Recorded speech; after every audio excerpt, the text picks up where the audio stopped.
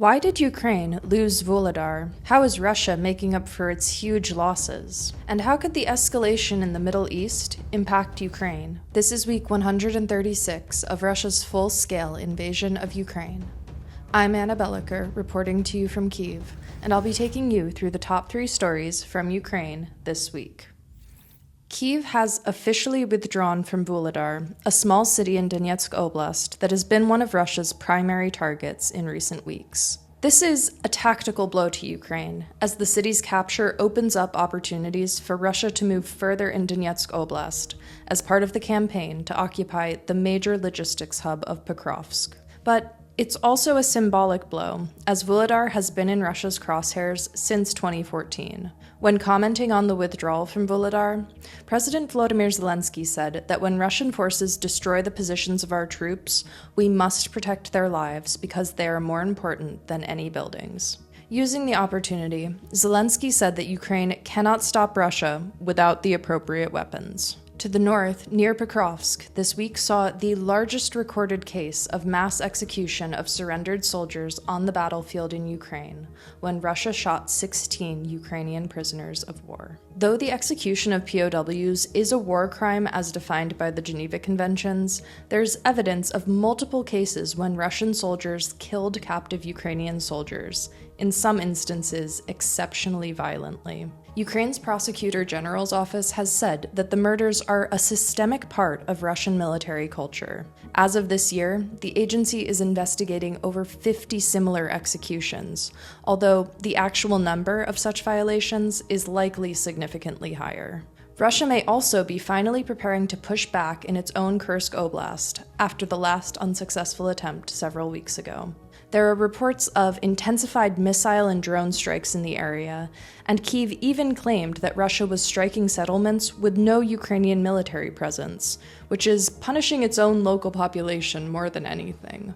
On the civilian side, Russia has amped up its frequency of drone strikes against all of Ukraine in recent weeks, with Kyiv seeing several mid to large-sized overnight attacks. In fact, September is the first month in 2.5 years of the full-scale invasion when Russia launched drone attacks on Ukraine on a daily basis. It's not unlikely that these attacks are a sort of test run for larger assaults to come, likely targeting the energy infrastructure as the temperature drops.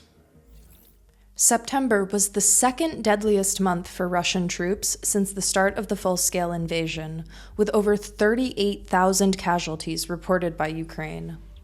The deadliest month was May of this year, which had roughly 800 more reported casualties. This number accounts for overall dead, missing, wounded, and captured, but it's not indicated how many troops fall into each category.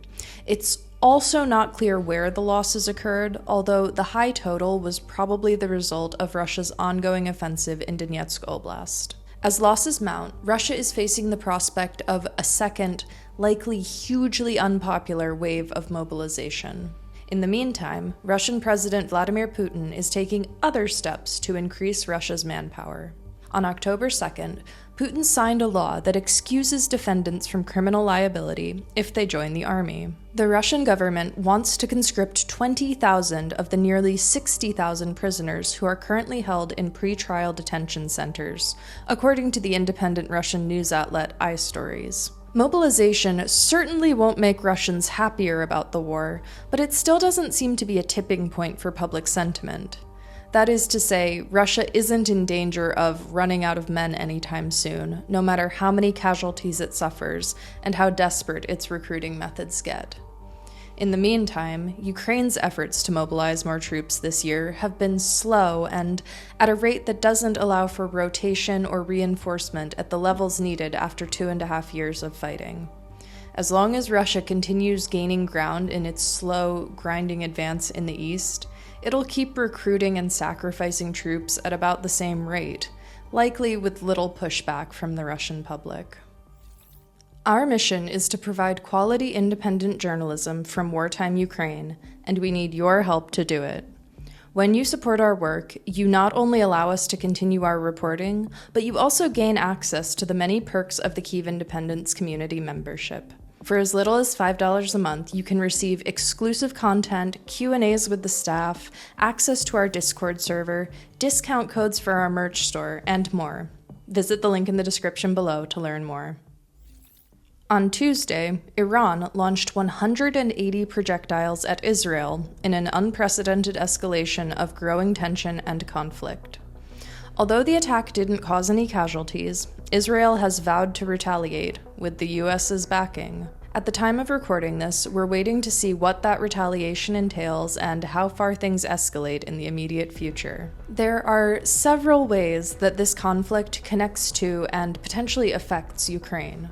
Firstly, Iranian weapons have been a mainstay of Russia's full-scale invasion.